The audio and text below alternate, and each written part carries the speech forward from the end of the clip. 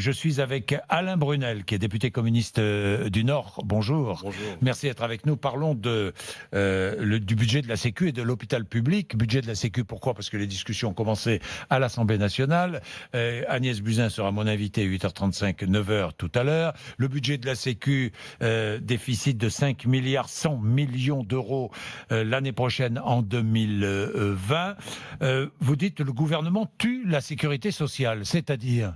Le gouvernement tue la sécurité sociale parce qu'aujourd'hui, par exemple, je vous rappelle que le 24 juillet 1994, il y a une loi qui a été mise sur place qui disait ceci: il n'y a aucune exonération qui ne doit pas être compensée par l'État. Une nouvelle aujourd'hui, en 2019, l'État aujourd'hui décide de mesures politiques d'exonérer par exemple les heures supplémentaires. Mais pas que politique, des mesures de pouvoir d'achat. Des mesures de pouvoir d'achat, mais en même temps, ils ne compensent plus le fonds de la sécurité sociale. C'est donc la sécurité sociale qui paie pour l'État.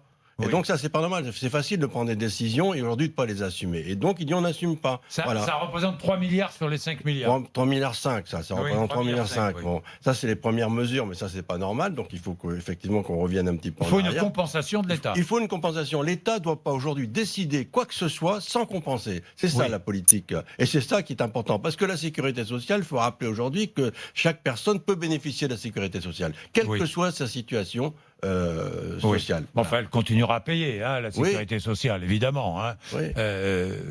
On est bien d'accord. La sécurité sociale, c'est quand même un système qui permet à chaque citoyen de cotiser selon ses moyens et de recevoir selon ses besoins. C'est ça le principe de la sécurité sociale. Voilà. Le principe de la sécurité sociale, c'est aussi le service public, le développement du service public et le développement des hôpitaux. Et aujourd'hui, on a... Et c'est ça qui est quand même dramatique. On a un budget qui va être présenté, qui est en train d'être discuté ici à l'Assemblée nationale, donc avec un déficit que vous venez d'annoncer, avec notamment l'objectif national de dépenses d'assurance maladie, qui ne correspond pas du tout à ce qu'on demande aujourd'hui pour les hôpitaux. Il y a des mouvements de lutte qui existent depuis plus de 5 à 6 mois. Est-ce que vous dites ce matin que le gouvernement veut faire des économies sur le dos de l'hôpital? Ça c'est clair, le gouvernement fait des économies sur le dos de l'hôpital, le gouvernement fait aussi des économies sur le dos du personnel hospitalier, parce que quand on fait des économies, ça veut dire ici 1 milliard. On demande à l'hôpital de se serrer la ceinture d'1 milliard, tous les hôpitaux. Depuis 2017, avec ce gouvernement en place, c'est 3 milliards 100 qu'on a demandé concernant les établissements de santé de se serrer la ceinture. Et concernant l'enveloppe totale, ce qu'on appelle l'enveloppe d'objectif national de dépenses d'assurance maladie, ça fait 12 milliards d'économies. L'ONDAM, voilà, 12 milliards d'économies. Eh bien, on ne peut pas durer comme ça, c'est pas possible ça.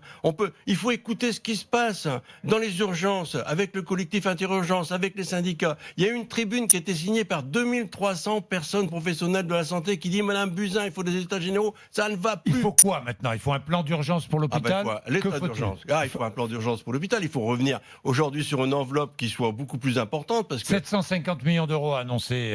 750 millions d'euros et 1 milliard d'économies qu'on demande aux hôpitaux. Donc 750 millions qui viennent pas en plus, qui viennent aujourd'hui dire voilà, faut vous serrer la ceinture de 750 millions. Mais que demandez-vous? Vous demandez un moratoire sur la fermeture de lits et... Il n'y a pas que moi qui demande ça. On demande mais tout le monde demande un moratoire. Tout le monde dit sur la fermeture de lits dans les hôpitaux. Fermeture de lits, mais en même temps voir la situation bassin de vie par bassin de vie. C'est ça qu'il faut faire. Parce que il y a une situation tellement dramatique qu'il faut qu'aujourd'hui Que proposez-vous pour impliquer plus la médecine de ville, la médecine générale dans le fonctionnement de l'hôpital, par exemple? Déjà, sur la médecine de ville, on a un grand problème, c'est puisqu'il n'y a pas assez de médecins.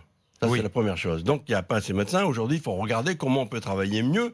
Bon, alors, le numerus clausus il a été abandonné, c'est une bonne chose, on peut s'en féliciter, c'était la bataille de tout le monde, et on gagne sur cette question-là. Maintenant, ça demande aussi un grand plan de formation, parce qu'en même temps, quand on dit que ça n'existe plus, il faut aussi avoir un plan de formation. La première chose. La deuxième chose, il faut donner des moyens à l'hôpital. Il faut donner... On parle des services d'urgence, mais c'est tous les services de l'hôpital qui sont en souffrance. C'est tout le personnel qui ont un cri de révolte, qui dit ça peut pas durer comme ça. Et c'est ça, quand on voit qu'il y a plus de 100 artistes qui disent « Mais Madame Buzyn, ça va pas ». Il faut pas. L'hôpital, il faut leur donner. Il n'y a rien, on ne donne pas de moyens à l'hôpital. On dit, moi je regrette, Mme Buzyn, elle désorganise l'organisation. Voilà, c'est ce qu'elle fait, Mme Buzyn. Elle ne donne pas les moyens de mieux organiser, elle désorganise l'organisation. Il faut donner des moyens. Et ce budget de sécurité sociale, on ne donne aucune enveloppe, aucun moyen financier pour répondre notamment à l'expression, aux besoins qui sont exprimés. Bien, je vais lui parler de ça. Ne Oui. vous inquiétez pas, c'est mon rôle. Alain Brunel, vous êtes député communiste du Nord, vous avez fait le tour des hôpitaux, vous avez vu la souffrance et la souffrance au travail du personnel et les difficultés dans les hôpitaux, les difficultés pour tous, pour tout le monde, les patients, le personnel. Enfin bon, on en parlera avec Agnès, même si dans certains hôpitaux ça fonctionne bien quand même. Hein. Bon, on va pas non plus dire que tout marche mal. Hein. Non, mais je vais vous dire simplement que si les hôpitaux tiennent debout aujourd'hui, c'est grâce au personnel. C'est Merci Alain Brunel d'être venu nous voir. Il est 7h48. Allez.